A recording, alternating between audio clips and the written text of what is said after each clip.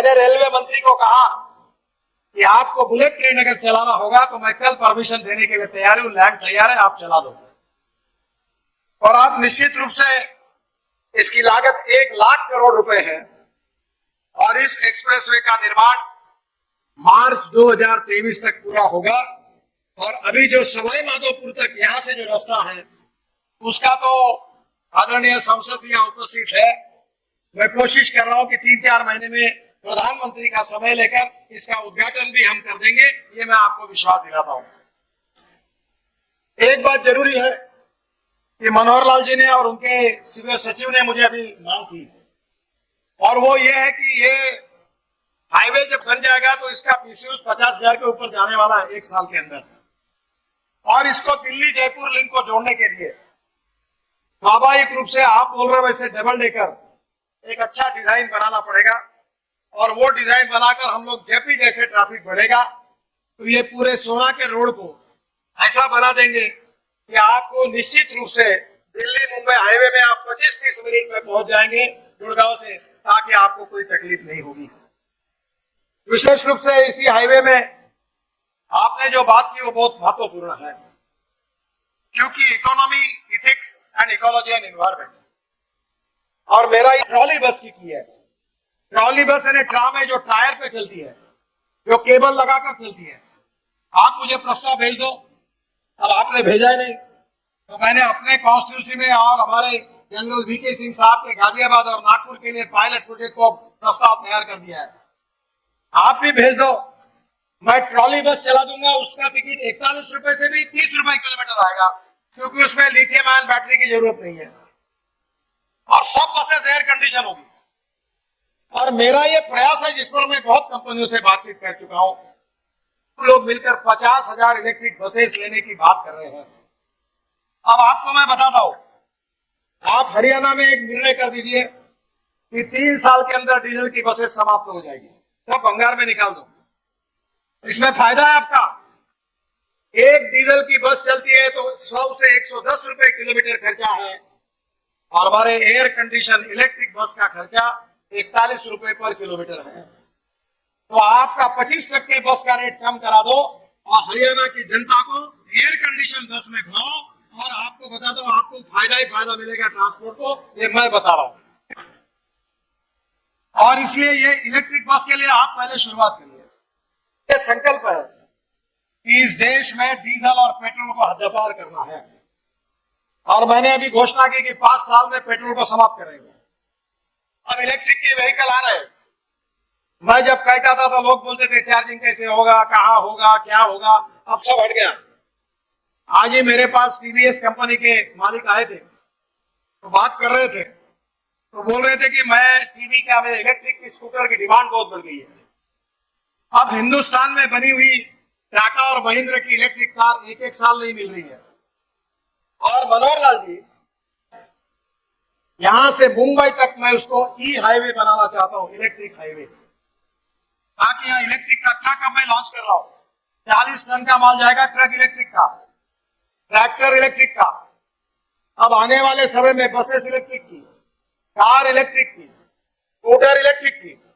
Petrol के लिए अगर 10 रुपए लगता है तो इलेक्ट्रिक के लिए 1 रुपया 1.5 रुपया लगता है। और हमारे देश में इलेक्ट्रिक सरप्लस है, और पेट्रोल और डीजल प्रदूषण करता है, इलेक्ट्रिक प्रदूषण नहीं करता। मैंने तो तय कर दिया है कि मैं अब डीजल पेट्रोल की गाड़ी में बैठता ही नहीं, मैं इलेक्ट्रिक गाड़ी में बैठता हूं, अब इथेनॉल के गाड़ी में बैठता हूं। और मेरे घर पर शायद आपको मैंने दिखाया ग्रीन हाइड्रोजन, पानी से हाइड्रोजन निकालकर चलने वाली गाड़ी में बैठता हूं, जिसमें मैं हरियाणा को आपको कहूंगा कि हमारे किसान जो है वो देश के लिए अन्नदाता है। और मनोहर लाल जी और दुष्यंत जी, आपको दोनों को मैं प्रार्थना करूंगा, मैं भी किसान हूं। अभी गेहूं चावल लगा के किसान का भला नहीं होने वाला है। अब किसान को अन्नदाता बनाने के बजाय ऊर्जादाता बनाइए। ये किसान ऊर्जा तैयार कर सकता है। एक कुएं से पानी निकलेगा, पंप से पानी शुद्ध होगा, और 1 करोड़ का इलेक्ट्रोलाइजर लगाकर वो पानी से हाइड्रोजन और ऑक्सीजन अलग होगा। फिर ब्रोकन राइस से बना हुआ इथेनॉल जो 62 रुपए लीटर है वो जनरेटर सेट में यूज होगा और उससे उस ग्रीन हाइड्रोजन को कंप्रेस किया जाएगा और रोड पर अपना वो गैस स्टेशन डालेगा जिसमें बस, कार, ट्रक ग्रीन हाइड्रोजन पे चलेगी, ना प्रदूषण होगा। एक तो कार 1200 किलोमीटर चलेगी, मेरी कार 600 किलोमीटर चलती है एक बार गैस भरने से। ये सबसे सस्ता है। हवाई जहाज इसके ऊपर चलेंगे, इसके ऊपर रेलवे चलेगी और इसके ऊपर फैक्ट्री चलेगी। कोयला, पेट्रोल, ऑयल बंद हो जाएगा। और मैं उन नेताओं में से नहीं हूं कि जो बोलता है केवल, जिसको डाउट होगा उसको मैं बोलता हूं आ जाओ, मैं सब प्रयोग करता हूं। मेरे लेबोरेटरी में सब गाड़ियां हैं और आपको सिद्ध करके दूंगा। मैं 2 lakh litre ethanol per day तैयार करता हूं। मेरा आपसे एक अनुरोध है, आप सब बैठे हुए लोगों से, अब टोयोटो का, हुंडई का, सुजुकी का सब गाड़ियां अगले महीने आ रही है। अब ब्रोकन राइस से इथेनॉल बन रहा है। 1 टन ब्रोकन राइस से 380 लीटर इथेनॉल तैयार हो रहा है। हरियाणा में आपने भी 10, 20, 25 प्रोजेक्ट सैंक्शन हुए और इसी इथेनॉल के पंप लगा दो। टीवीएस, बजाज और हीरो सबकी स्कूटर, ऑटो रिक्शा पेट्रोल पर नहीं इथेनॉल पे चलेगी। और मैंने अभी आज ही, आप यहां आने के पहले मेरे पास पेट्रोलियम मंत्री आए थे और उनसे मेरी चर्चा हुई। मैंने रशिया से साइंटिस्ट लाए और इथेनॉल की कैलोरिक वैल्यू यानी इथेनॉल का एवरेज जो था वो पेट्रोल की तुलना में इथेनॉल ज्यादा लगता था। 1 लीटर इथेनॉल, 1 लीटर पेट्रोल बराबर 1 लीटर 300 ml इथेनॉल।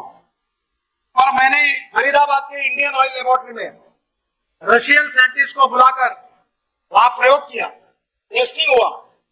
मुझे इंडियन ऑयल के चेयरमैन वैद्य साहब और राम कुमार जी जो है उन्होंने कहा कि sir we feel it is very difficult. मैंने कहा यार चिंता क्यों करते हो, वो रशिया से आए हैं, गाजर की पूंगी है, हो सकता है तो मंजूर होगा, नहीं होगा तो छोड़ दो, ट्राई तो करके देखो। अब इंडियन ऑयल ने मुझे पत्र दिया कि टेक्नोलॉजी सफल हुई है तो देश का 20% पेट्रोल बचेगा। इन्हें समझ लो 40,000 करोड़ रुपए देश का फायदा होगा, उतना इंपोर्ट कम होगा क्योंकि पेट्रोल की कैलोरिक वैल्यू इथेनॉल के ऊपर आई और भारत सरकार ने उस बात को स्वीकार किया।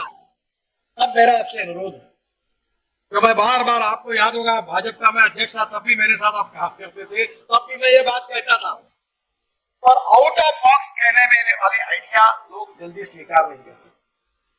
अब उस इथेनॉल का वैल्यू पेट्रोल के बराबर हो गया तो ये पेट्रोल पंप बंद करो और सब गाड़ियां इथेनॉल पे, हम लोग जो विशेष रूप से एक्सप्रेस हाईवे बना रहे हैं, ये एक्सप्रेस हाईवे करीब 50,000 करोड़ की लागत से हम लोग 1015 किलोमीटर ग्रीन फील्ड एक्सप्रेसवे और ग्रीन फील्ड कॉरिडोर का निर्माण कर रहे हैं। इस कॉरिडोर में दिल्ली मुंबई, ये बहुत ही एम्बिशियस प्रोजेक्ट है जो आपके गुड़गांव से शुरू होगा और सोहना से JNPT तक जाएगा, जवाहरलाल नेहरू पोर्ट ट्रस्ट।